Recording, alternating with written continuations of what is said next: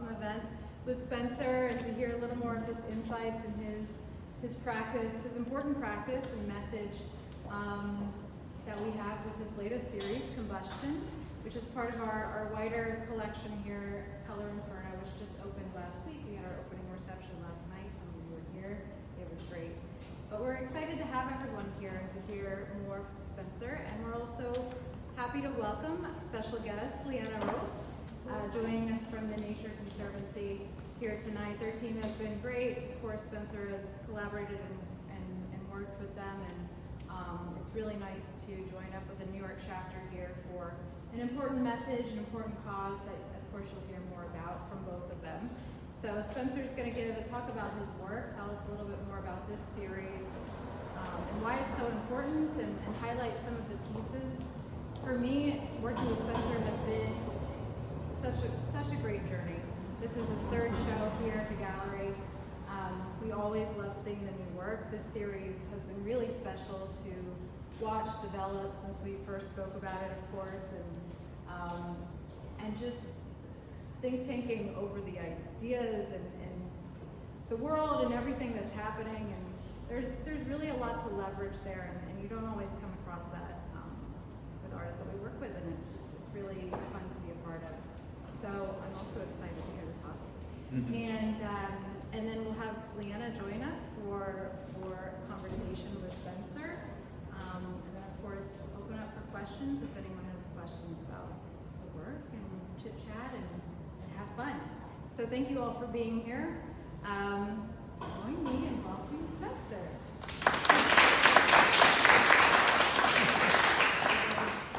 We're going to pretend this is a comedy club at 2 a.m. Yeah. But thank you guys for coming.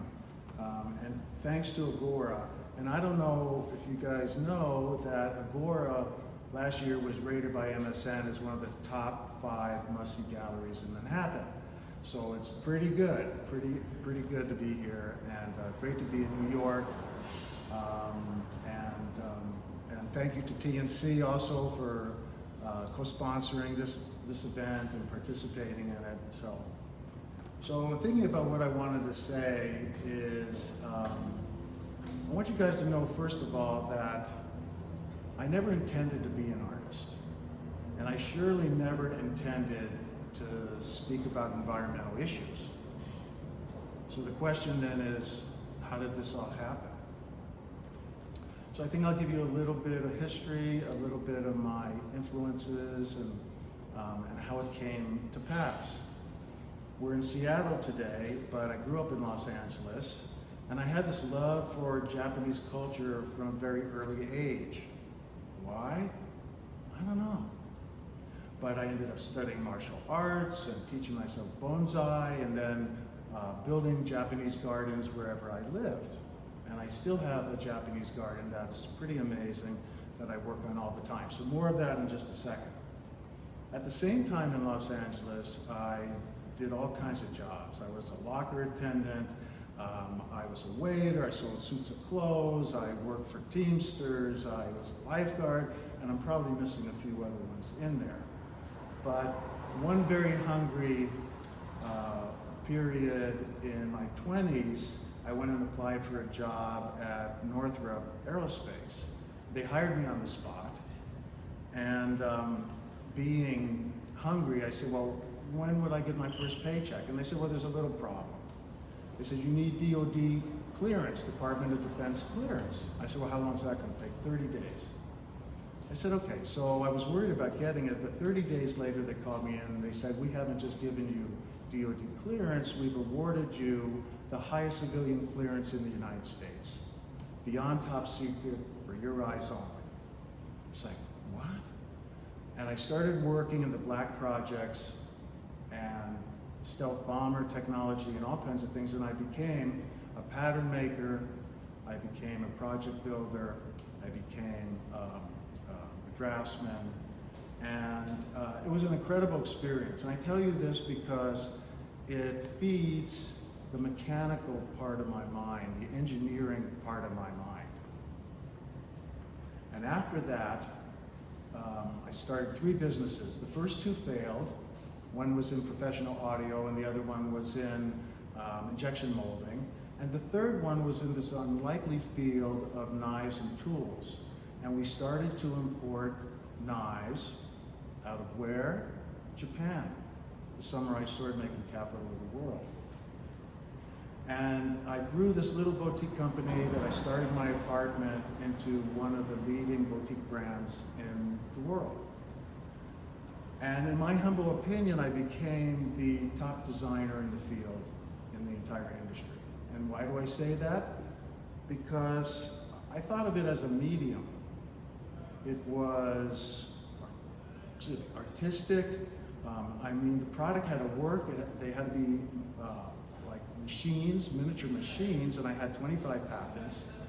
But there was aesthetics with it, there was material science, there was balance, there was the pursuit of harmony. The pursuit of harmony in each and every product that I did. So then back to the Japanese garden. The Japanese garden has taught me incredible lessons about scale and composition. It's like living sculpture to me to be able to prune and shape the Japanese garden. So the other thing about the Japanese garden is also the pursuit of harmony and balance in it is super important. But it also takes forever. It takes years, it takes decades to find the patience for it, which I didn't have. So I started drawing, and I remember the exact moment I became an artist. I was on my way to Japan, and I had my little iPad, and I started to draw the Japanese garden, work out things, and work out shapes, and all this kind of stuff. And as soon as I did that, it was as if lightning hit me. It was as if a switch had been thrown in my head. And I drew all the way to Japan, and I couldn't wait to get back on the airplane and draw all the way back. And I come home, and I rush to show my wife, who's an art collector. I go, honey, look at what I've done. And she goes, oh, that's very nice, dear, that's very nice. I said, no, this is legitimate. The digital medium is legitimate. I said, David Hockney's doing it. And she said, yeah, but he's David Hockney. I said, well, you got a good point. She said, if you want to be an artist, she said, pick up the brushes. And I started painting in gouache, and then acrylic, and then oil painting, which I still am in today. And I wanted to paint Japanese screens. I wanted to paint Japanese scenes. I wanted to paint Japanese landscapes. And so I started doing that. And while I was doing it, these human elements would come into the paintings, like sprinklers and like a road and a bridge, and I'm starting to have these conversations with myself. Is man part of nature, or is man against the natural process? It's very interesting. I'm trying to resolve that. So I started developing the storytelling, and I realized that was what the work was about. And I was creating this language, and I call it the language of nature. And it had all of these patterns, and that was another thing, that when I was young, my grandfather would come every Sunday night, and he was a leather worker and a pattern maker. And he would bring me a scrap of leather, and I have the whole box filled with these scraps of leather. And each one was different. Some were alligators, some were leopard, buffalo I have, pattern leathers, all kinds of shapes, sizes, and patterns. And I realized years later that this was an influence on me of seeing and touching and feeling all of these patterns, and I was intrigued by it. And the other thing about the patterns is that I'm kind of fascinated how the human mind looks at patterns and tries to understand it, like puts them together and tries to rationalize that. And I'm a big Chuck Close fan, who's the master of that whole thing. And going in and out of that painting creates this dynamic, experience. And so that was part of it. I wanted to take the position of nature. I wanted to be an advocate for nature. And so there were animals in many of my paintings. And you can go onto the Agora website or spencerfrazer.com and see, this huge body of work, which is, right up into the present. And so there were animals in it, but there was always this human element and this natural element because of this conflict that I was trying to resolve back and forth. And it's gone very well. I just got back from DC. I was at the Smithsonian Museum of Natural History, and they had their first art exhibit, and I was invited for this exhibit. And that came out of being in the US government's climate assessment report. And I opened up that report in the foreword. And before that, I was in upstate New York for 6 months at the Roger Tory Peterson Museum, and I had a solo show there. People are interested. This is a current topic. There's not enough talk that can be done about it. Okay, so now we're to almost the present. About 18 months ago, I was here on 25th Street, and I was thinking of all these things I'm talking about, all of these issues. I mean, issues about weather change, and the waters rising, the icebergs melting, and hydroelectric power, and the loss of biodiversity, and the wildfires, and indiscriminate logging, and on and on and on. All these different issues. I go, how could I distill this down into a soundbite, into a phrase, into a sentence, into a moment in time? And I had an aha moment out here. And I realized that what's happening is that we are converting solid carbon into CO2. And that's basically the phenomenon. And that led me to think about it in a different way, that man is inexorably tied to energy use. And that the mastery of fire is actually completely responsible for the rise of civilization. And that led me to the next thing. And the next thing is that every tribe, society, civilization, peoples, and countries all have had the same experience with energy. So it becomes a unification. It's a symbol of unity. And that got me really excited. One fire, one people. So how was I going to show this? And I realized the first thing I had to do was show the effects of it with pollution and smoke. And I remembered that in my symbols that I had used the spiral often enough. And you can see in the howling right there that there are spirals. And in my other work, I used it a lot. And the spiral is a magical symbol. It's since the beginning of time. It's on petroglyphs. Indigenous peoples used it. It means the mother, expansion, infinity, the cycle of life. It's portals to another world. Don't get me started talking about that, because we'll go off on that. It is the shape in which tornadoes and hurricanes and weather patterns take. It's actually the geometry that the Earth spins and goes around the sun. It's kind of a magical symbol. So once I had that, I put this collection together on my iPad within about a week. And that was 18 months ago. And I've been waiting for this day and last night to really show it. And I think it's instructive to know kind of what I was thinking as I was doing it and what came first. Now, what I think when I'm doing this and when these stories are coming up doesn't mean it's what you think. You have your own stories to look into it. But I want you to think about things from my work. But I also want you to feel things from my work. So for instance, I started with the green candle, that little candle. And a candle is innocent. They've been around since 3000 BC in every society. And you go, well, what's with the candle? Well, the candle to me is about scale. A single candle is benign. What about 1,000? What about 1,000,000? What about 1,000,000,000,000 candles? The question here for me is, how much can the world absorb and mitigate? And it's really a function of scale, that piece. The second piece I did was smokestack.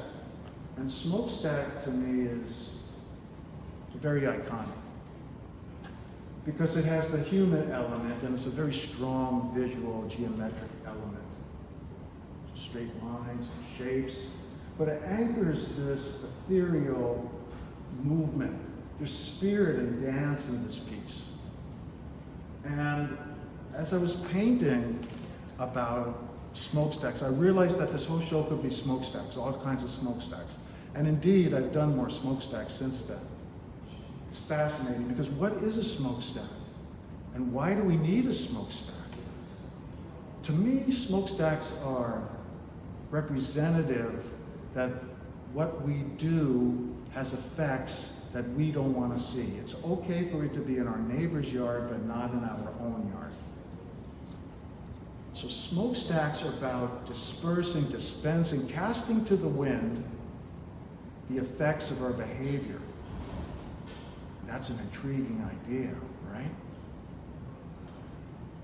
The next painting I did after that was the center one there, which is campfire. And campfire is kind of the anchor of this entire exhibit. Because the campfire is the center of society.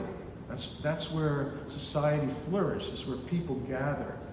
And last night when people were walking through here and stuff, you see them kind of hanging around there. It's like a moth to flame. It's like people have almost evolved around this phenomena of the campfire. And it's figurative, and there's a dance to it, and I mean, it's loose, but it's realistic, but it's also, abstract. And it is the fire, in a way, is an old notion, right? We have 3 fireplaces in our house and we never turn them on because I think they're irresponsible environmentally. Frankly, if I was to ever do it again, I wouldn't have a fireplace and I'd put my painting up in front, and maybe you guys should too. The next one I did was I think wildfire. And wildfire is the big piece. And wildfire represents, to me, control, or therefore the lack of control.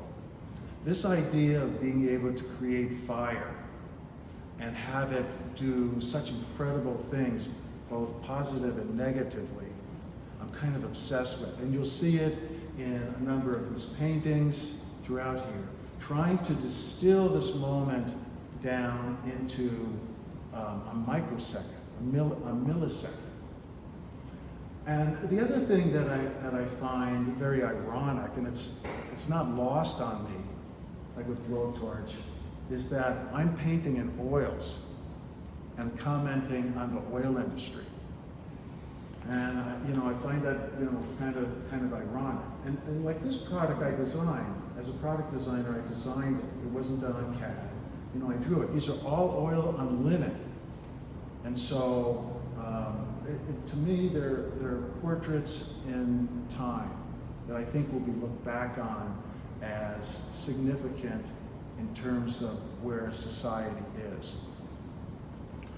And I want to leave you with a saying from Jean Dubuffet, the great artist. And he said that the role of art is revolution.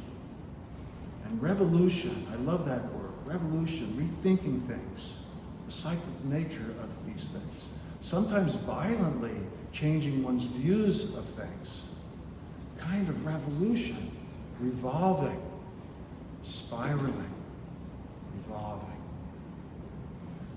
So I hope you enjoy it, and thank you everybody for coming, and thank you to Agora and TSA.